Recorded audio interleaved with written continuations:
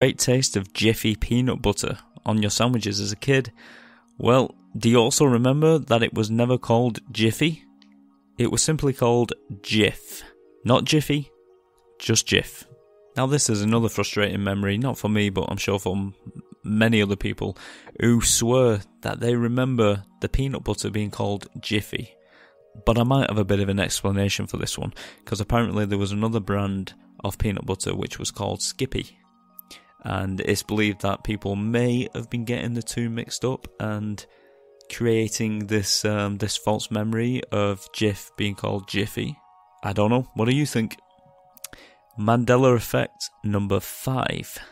In the 1991 movie The Silence of the Lambs, everyone seems to clearly remember Anthony Hopkins' character saying, "Hello, Clarice."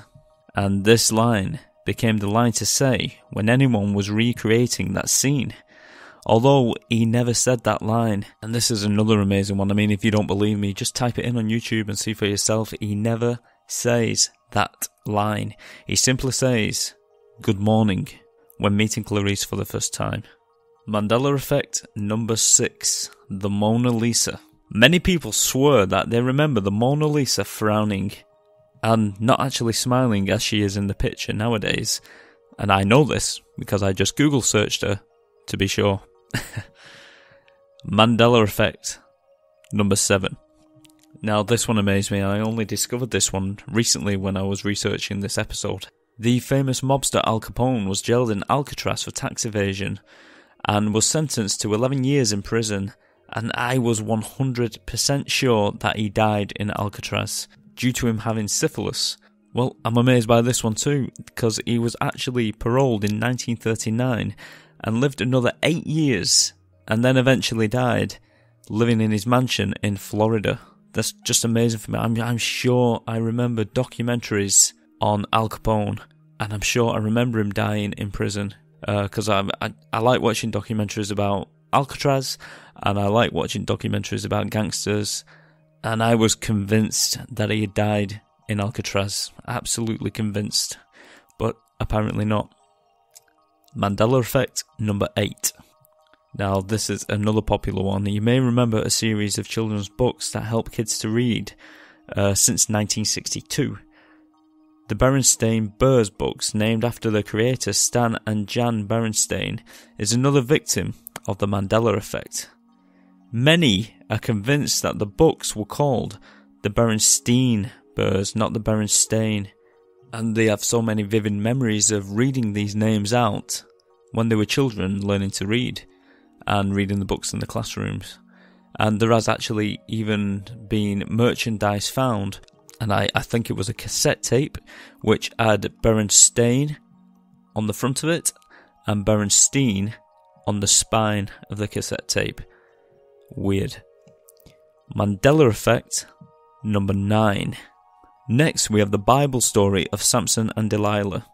Now the story follows the character Samson, who was blessed with incredible strength and was in love with a woman called Delilah who didn't love him back. And after Delilah discovered that Samson's strength came from his hair, she waited for him to sleep before cutting off his hair. But she never did. She in fact got a servant to do the deed for her, but many remember that it was Delilah who did the cutting. Mandela effect number 10. Now the next few are associated with the Star Wars movies. First is the droid character C-3PO. You may know him. He's the friendly, cowardly robot who was gold-plated all over. Only he wasn't. 3CPO has always had a silver leg, a silver left leg to be accurate. Just below the knee it was painted silver. Now, here's a problem. Many Star Wars fanatics who have seen the original movies over and over again cannot recall this detail, and I'm one of them. I love the Star Wars films. I've watched them numerous times, and I never noticed he had a silver leg, up until recently when I started researching the Mandela effect. Now, I never once noticed that he had a silver leg. I just always presumed that he was gold-plated from head to toe, and obviously, I'm not the only one. Mandela effect number 11. The Empire Strikes Back. Now, in this movie, there is a certain scene that reveals one of the best shocks in cinema history, and that is the scene where we all find out that Darth Vader is Luke's father. Now, spoiler alert, I'm sorry if you haven't seen this, but where the hell have you been? They've been out for over 30 years now, these films. But if you're like me, you've seen this film 100 times or more, and we all know that famous line, "Luke, I am your father." This line has been recreated I don't know how many times by different TV shows, fans, everybody knows this line. But the line never was spoken. "Luke, I am your father" was never spoken in The Empire Strikes Back. This just blows my mind. The line actually used was "No, I am your father." Not "Luke, I am your father." "No, I am your father." This one just bugs me. I was convinced that this was the line. Mandela Effect, number 12. Another movie that has apparently changed is Forrest Gump. You remember the famous line that Forrest spoke, "Life is like a box of chocolates"? Well, once again, apparently he never uttered that line. What he actually said was life was like a box of chocolates. Now, I don't know whether this means anything, but I actually have a different memory, different to the other two. I don't remember him saying life is like a box of chocolates. I don't remember him saying life was like a box of chocolates. I actually remember him saying life's like a box of chocolates. So, is this another example of the Mandela Effect? Mandela Effect, number 12. On the day that JFK was assassinated, many people remember only 4 people being in the car, when in fact there was actually 6. But this doesn't stop many people remembering that there were only 4 people in the car. And when the scene has been recreated in certain TV shows, it has been depicted as only having 4 people in the car. Mandela Effect number 13, the Queen song "We Are the Champions." Right, if you listen to "We Are the Champions" by Queen, and you come to the final lyrics, which is "No time for losers, 'cause we are the champions," and that's it. That's where the song ends. And I must admit, it just sounds plain wrong without the lyrics "of the world" added on to the end. No time for losers, 'cause we are the champions of the world, and then the record ends. But it doesn't. But loads of people are sure that the song once ended with "of the world" at the end, and I do as well, because when you listen to it, I went and played this back on YouTube, and I listened to the end of the song, and without them few more lyrics, it just didn't sit right with me. Mandela Effect number 14. Does Curious George have a tail?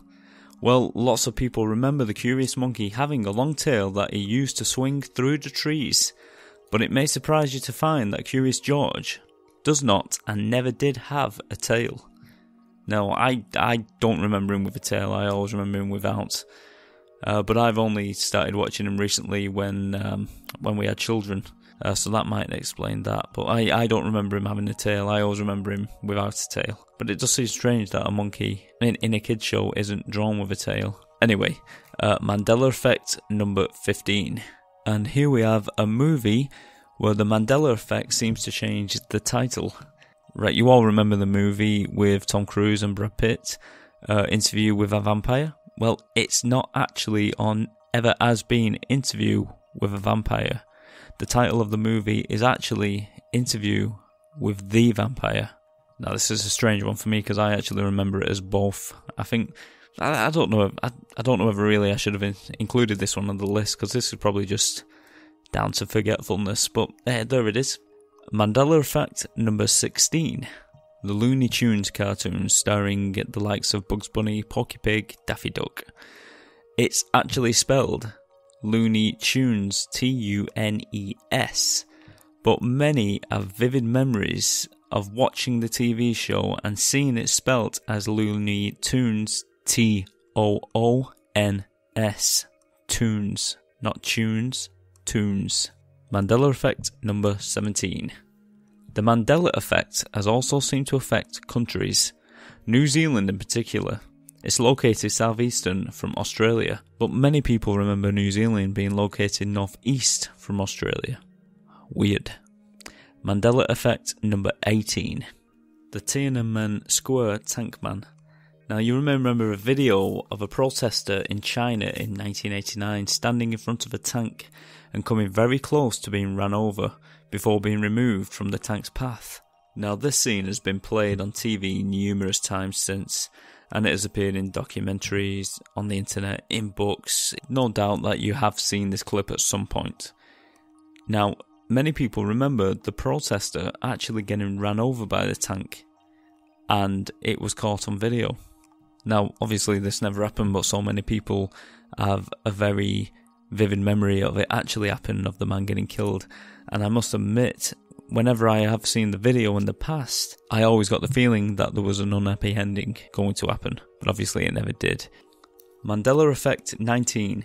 Patrick Swayze passed away from pancreatic cancer, but many people swear and remember him making a full recovery and that he actually beat cancer. Now, it's a shame, I wish he did. I don't have this memory at all, but that would have been nice if he did. Mandela effect number 20. In 1985, Sally Field won an Oscar and gave one of the most memorable acceptance speeches ever. And you may remember her speech. It included the line, "You like me, you really like me." Now, as far as I'm concerned, everyone knows and remembers that line, right? Well, it was never spoken. What she actually said was, "I can't deny the fact that you like me right now. You like me." She never said, "You like me, you really like me." She actually said, "I can't deny the fact that you like me. Right now, you like me." And that's not how many people remember that line. I mean, just think about how many people have said, "You like me, you really like me," when giving a speech and copying Sally's famous speech that apparently was quite different. And that's it, we've just about come to the end of the list now, but there are so many more that I didn't mention. I mean, I'll give you a few more. People remember the Kit Kat logo. A lot of people remember that the logo had an hyphen in between the word kit and cat, but it never did. In the movie Risky Business with Tom Cruise, where he did the dance scene, you remember it? He did the dance scene in his underwear and the shirt and the sunglasses. Well, apparently he wasn't wearing any sunglasses in that scene, but many people, including me, vividly remember him wearing sunglasses. Here's another one. In Pokemon, Pikachu has a yellow tail, but many remember the tip being coloured black, but apparently it never was. Some people remember there being more than 50 states in the US when they were at high school and being taught about it. Many recall Disneyland's Cinderella Castle being located in an entirely different place. Believe me, the list just goes on and on. It's got, some of them are quite ridiculous, to be honest, but the list goes on and on. There are hundreds. So there are quite a lot of examples of the Mandela effect that I've just given you. Let's go back now and try and offer a little bit of an explanation as to why we're remembering these false memories. Now, as I've mentioned, the parallel universe, the multiverse, the time travel aspects of it, there is a more rational explanation, but before we get to that, I have got one more explanation that is just as out there as the multiverse and the time travel one, and I think it's worth mentioning because it's, you know, it's fun and it's a possibility. It's far-fetched. It's very far-fetched, but it's a possibility. We're going to be discussing the theory of a simulated universe. The possibility that we all live in a computer simulation. I mean, okay, I know this sounds outrageous. Just like time travel, just like alternative timelines, just like multiple universes. But let's just explore it a little bit before we get up to the rational explanation. Okay, imagine this. Everything you see, everything you know, everything you experienced in your life could just be simulated like a highly advanced computer program that is running our reality. And to do this, it would have to be way more advanced than any kind of computer program that we have got in our reality at the moment. Now, just imagine this. There's some higher power, be it aliens or be it God, that have programmed us into existence, and somehow we are self-aware. Imagine there's some higher power that we just can't comprehend, and that they have programmed us into existence, and that we are running on some super simulation, or an experiment, or possibly a higher advanced video game even.